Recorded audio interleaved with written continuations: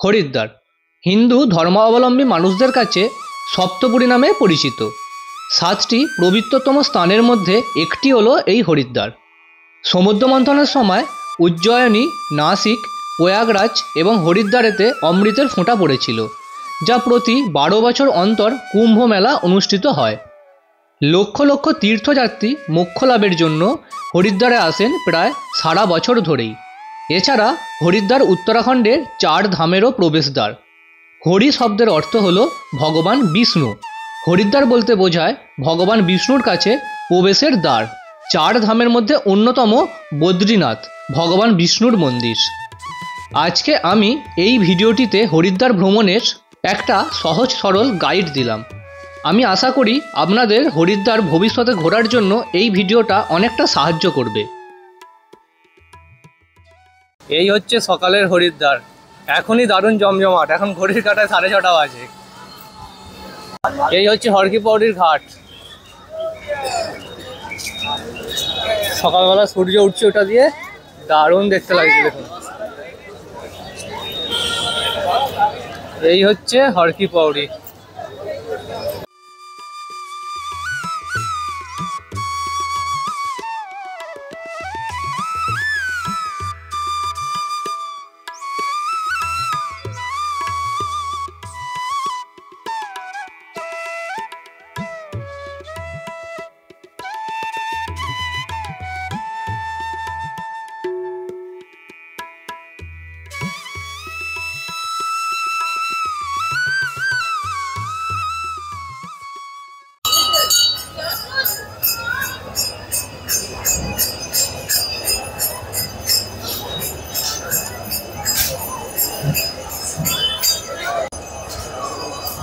কত মানুষ স্নান করছে দেখুন। সকালবেলাতেই হর কি পৌড়ি ঘাটের ভিড়টা বাপরে বাপ, কত ভালো লাগে না এই সকালবেলায় সুন্দর পবিত্র গঙ্গার জলে নিজেকে শুদ্ধ করে নিতে। এই হচ্ছে হর কি পৌড়ি, আর ওই উপরে হচ্ছে মা মনসা দেবীর মন্দির। এবার আমরা ওখানেই যাব, মা মনসা দেবীর মন্দিরেতে। আর এই হর কি পৌড়ি ঘাটের পাশেতে আপনারা অনেক হোটেল আর ধর্মশালা পেয়ে যাবেন থাকার জন্য। দেখতে পাচ্ছেন কত হোটেল ধর্মশালা সব রয়েছে। এইটা হচ্ছে মনসা মন্দিরের পায়ে হেঁটে যাওয়ার রাস্তা, মনসা মন্দির প্যাডেল মার্গ। আমি যাব ওটা দিয়ে, যেখান দিয়ে রোপওয়ে আছে ওটা দিয়ে আমি ঢুকবো, ওটা দিয়েও পায়ে হেঁটে যাওয়া যাবে।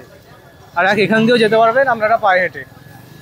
ওই যে পায়ে হাঁটার রাস্তাটা দেখালাম ওটা হচ্ছে হর কি পৌড়ি থেকে রিটার্ন আসার সময় পড়বে প্রথমে, আর তারপরে পড়বে যে রোপওয়ে রাস্তাটা, ওই রাস্তাটা। এই যে রাস্তাটা, এই রাস্তার দুদিকে প্রচুর হোটেল রয়েছে, হোটেল আর ধর্মশালা প্রচুর।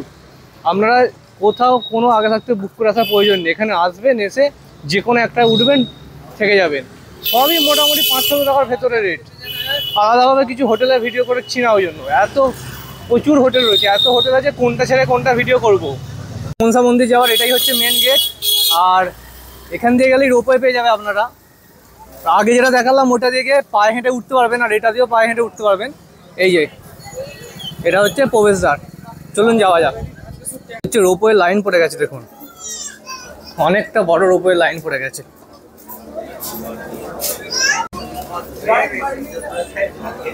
পুরো রোপওয়ে লাইনটা দেখুন কত বড় লাইন পড়েছে। আর ঠিক এই পাশ দিয়ে চলে গেছে পায়ে হেঁটে যাওয়ার রাস্তা।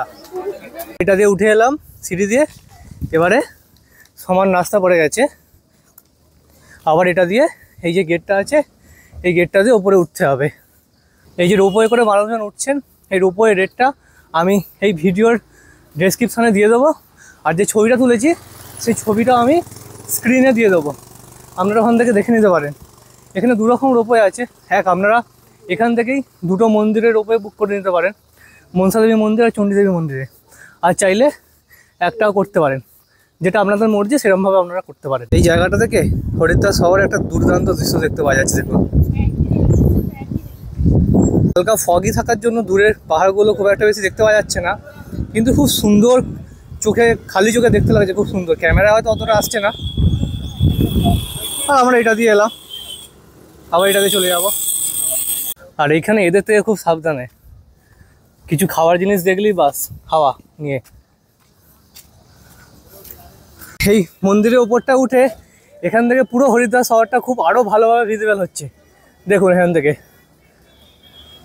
আর এই যে রোপওয়েগুলো যাচ্ছে, আর এই যে মন্দিরের কমপ্লেক্স, এটা দিয়ে সোজা চলে যাবো মন্দিরের দিকে। এখানে এরকম দুদিকে আপনারা পুজোর সামগ্রী পেয়ে যাবেন পুজো দেওয়ার জন্য। আর এখানে হচ্ছে জুতো খুলে আপনারা পুজোর সামগ্রী কিনলে জুতো রাখাটা ফ্রি হয়ে যায়, তো নিয়ে পুজো দিতে পারবেন। এই দেখুন এইখানটাতে সব পূজার ডালিগুলো বিক্রি হচ্ছে, 50 টাকা আছে, 100 টাকা আছে, আর কত আছে ভাই? 250, 250 টাকা। আপনারা যেরকম চাইবেন সেরকম নিতে পারেন। আর এখান থেকে ডালি নিলে জুতোটা আমরা এখানে রেখে যেতে পারবেন। মন্দিরের গেট, এই যে মনসা মন্দিরের এন্ট্রান্স এটাই। আর ভেতরে ফটোগ্রাফি অ্যালাউ নেই, আপনারা দেখাতে পারবো না ভেতরটা। এদিকটাতে আছে মাতা বৈষ্ণব দেবী মন্দির, মাতা বৈষ্ণব দেবী।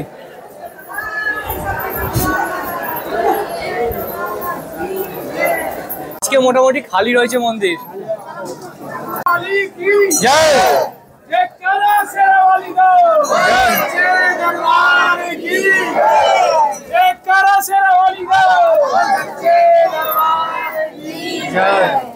মনসা দেবীর মন্দির।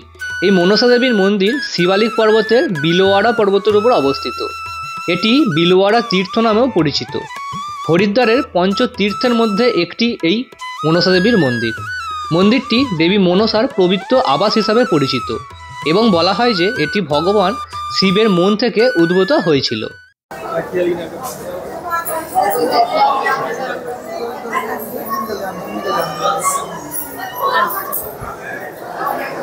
কাল ভৈরব মন্দির, কাল ভৈরব মন্দির। এইখানটাতে মা কালীর বিভিন্ন রূপ তুলে ধরেছে ছবির মাধ্যমে, খুব সুন্দর লাগছে। এটা দিয়ে হচ্ছে রোপওয়ে যাওয়ার গেট, নিচে নামার জন্য এখান থেকে রোপওয়ে দিয়ে যেতে হবে, আর পায়ে হেঁটে যেতে গেলে এটা দিয়ে যেতে হবে। খুব ভালো করে মন্দির দর্শন করে নিলাম, মনসা মন্দির। এবারে নিচে নামবো, যাবো চণ্ডী মন্দিরের দিকে। চলুন যাওয়া যাক চণ্ডী মন্দিরের দিকে। মনসা মন্দিরটা থেকে নেমে এসেছি, এবার দেখি কিসে করে যাওয়া যায় চণ্ডী মন্দিরেতে, কি অপশানস আছে দেখা যাক। এটা হচ্ছে গিয়ে বাল্মীকি চক, আর ওখান থেকে আমি 1 কিলোমিটার হেঁটে বাল্মীকি চকে এসেছি। আর এটা এই রাস্তাটা দিয়ে আমি এলাম। এখান থেকে দেখি কোনো শেয়ারিং অপশান পাই নাকি চণ্ডী দেবী মন্দির যাওয়ার জন্য। ওই যে আগে পাহাড়টা দেখতে পাওয়া যাচ্ছে, ওই ব্যানারটার উপর দিয়ে, ওটাই হচ্ছে চণ্ডী মন্দির। এই যে হাইওয়েটা দেখতে পাচ্ছেন, এটা হচ্ছে মেন হাইওয়ে। ওই অত দূর থেকে 2 কিলোমিটার এই হাইওয়ের কাছে হেঁটে এসেছি। এসে এখান থেকে অটোগুলো পাবে শেয়ারিংয়ে এই চণ্ডী মন্দিরে যাওয়ার জন্য। এই যে চণ্ডী মন্দিরে যাওয়ার জন্য এইখান থেকে আপনারা অটোগুলো পাবেন, এই যে অটো স্ট্যান্ডটা। মনসা মন্দিরের সামনে থেকে পুরোপুরি আমরা হেঁটে চলে এলাম। ওখান থেকে কোনো গাড়ি পেলাম না। গাড়ি যেগুলো ছিল সেগুলো বলছে 150 টাকা ভাড়া।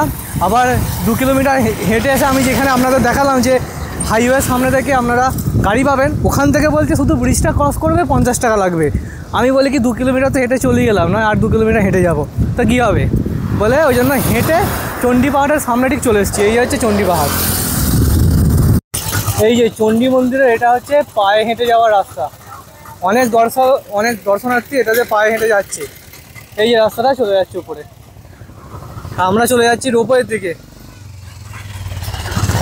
প্রায় 45 মিনিটের মতো হেঁটে অবশেষে পৌঁছেছি চণ্ডী পাহাড়ের নিচে। এইটা পার্কিং এরিয়া, এই যে পার্কিং এরিয়া। আর এইখানে হচ্ছে যে চণ্ডী পাহাড়ের টিকিট কাউন্টার, রোপওয়ের টিকিট কাউন্টার ওই জায়গাটায়। এই হচ্ছে গেট, এই যে এই গেট দিয়েই ঢুকতে হবে। আর টিকিট কাটি, টিকিট কেটে দেওয়া জানাচ্ছে আপনাদেরকে টিকিট কত করে। আচ্ছা, চণ্ডী মন্দিরের টিকিট হচ্ছে 220 টাকা করে। আর এইখানে কিন্তু লাইন নেই টিকিট কাউন্টারে, কিন্তু মনসা মন্দিরে প্রচুর লাইন টিকিট কাউন্টারেতে। এখানে টিকিট কাউন্টারতে কিন্তু 2 মিনিটের মধ্যে কাজ হয়ে গেল। পুরো খালি, পুরো খালি, দেখেছেন? মনসা মন্দিরে প্রচুর ভিড়, এখানে পুরো খালি। চণ্ডী পাহাড়ের রোপওয়েতে উঠে গেছি। আর এখান থেকে দারুণ একটা ভিউ দেখতে পাওয়া যাচ্ছে তলাতে। আর এর নিচেটাতে একটা ভালো ব্যবস্থা করা আছে, দেখছেন এরকম নেট লাগানো আছে সেফটির জন্য। এখানটা খাদটা অনেকটা বড়, অনেকটা নিচে, এটা এই জন্যই এটা এরকম সেফটির জন্য এখানে নেট দেওয়া আছে।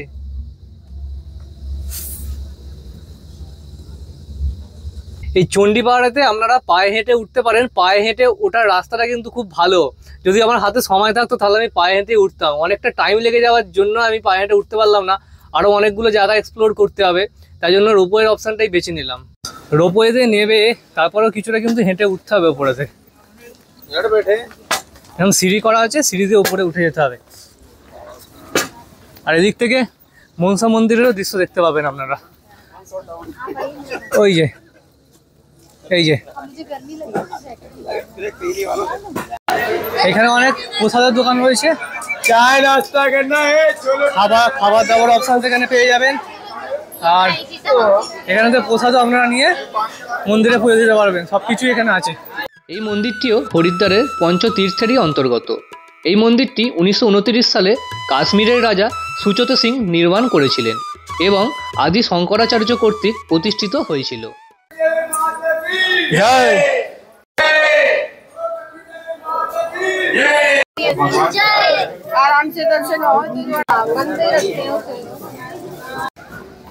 এখান থেকে ভিউটা দেখুন কতটা সুন্দর লাগছে দেখতে।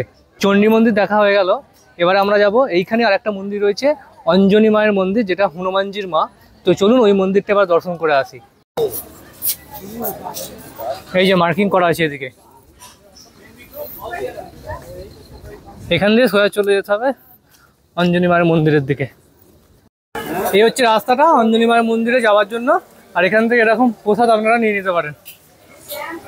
আর এদিকটাতে খাবারের দোকানও পাবেন, সব কিছুই মোটামুটি অপশানস আছে, অসুবিধা কিছু নেই।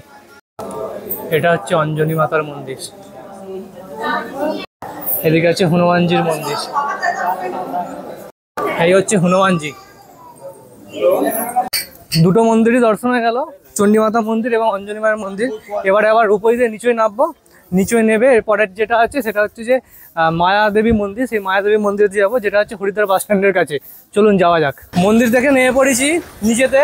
এবারে বাস স্ট্যান্ড, এখানে মেন রোড আছে, যে রাস্তাটা হচ্ছে গিয়ে কোটদোয়া, নাজিয়াবাদ, মোরাদাবাদের দিকে যাচ্ছে, ওইটা হচ্ছে এখান দিয়ে রাস্তাটা গেছে। তো এই রাস্তাটা এসে ট্রাই করে দেখবো যে কোনো বাস দাঁড়ায় নাকি, তাহলে আমার একটু কম পয়সাতে হরিদ্বার পৌঁছে যেতে পারবো, নাহলে আমাকে আবার পায়ে হেঁটে অটো বুক করতে হবে।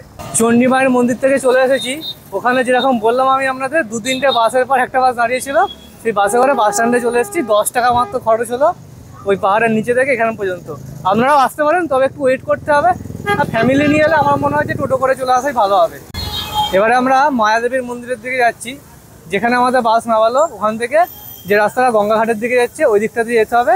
গিয়ে প্রথম যে চকটা পড়বে সেইখান থেকে ডান দিকে ঘুরে গেলে মায়াদেবীর মন্দিরেতে আপনারা পৌঁছে যেতে পারবেন। এইটা হচ্ছে গিয়ে আপনার ভোলাগিরির আশ্রম, এই সামনেরটা। আর এটা ঢুকলাম, এটা বাল্মীকি চক থেকে ডান দিকটায় ঘুরে গেলাম। এই ঘুরে যাওয়ার পরে এইটা দেখতে পাবেন আপনারা যে ভোলাগিরি আশ্রম। ঠিক ভোলাগিরি আশ্রমের পিছন দিক দিয়ে এলে এই যে মায়াদেবীর মন্দির।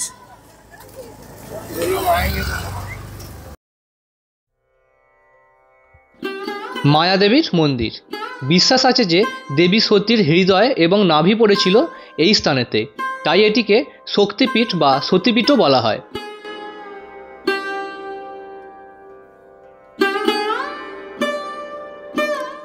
দেবী মায়া হলেন হরিদ্বারের অধিষ্ঠাত্রী দেবী। হরিদ্বারে পূর্বে নাম ছিল মায়াপুরী, যা এই মায়াদেবীর নাম থেকেই এসেছিল।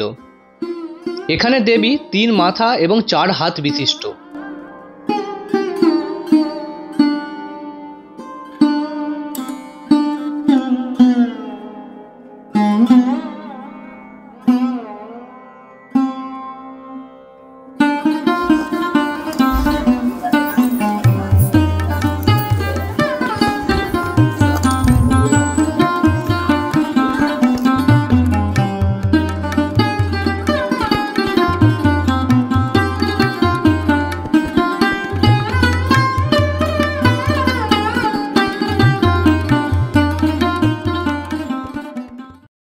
মায়াদেবীর মন্দিরটাও দর্শন হয়ে গেল। এবারে হোটেলে ফিরে যাব। হোটেলে ফিরে গিয়ে একটুখানি রেস্ট নেবো, ফ্রেশ হবো, ফ্রেশ হয়ে বেরোবো কনখলের উদ্দেশ্যে। আর আমি হরিদ্বার ভ্রমণে এই পর্বটা এখানেই শেষ করছি। আর কনখল যেটা হবে, কনখলের ভিডিওটা আমি করবো হরিদ্বারের সেকেন্ড পার্ট। হ্যাঁ, অনেকটা বড় হয়ে যাবে তো ভিডিও, ছোটো ছোটো করে করলে আপনাদেরও দেখতে সুবিধা হয়, আমারও এডিটিং করলে এডিটিংয়ের সময় সুবিধা হয়। তাই এই পিছনে মায়াদেবীর মন্দির থেকে আমি আমার ভিডিওটা শেষ করছি।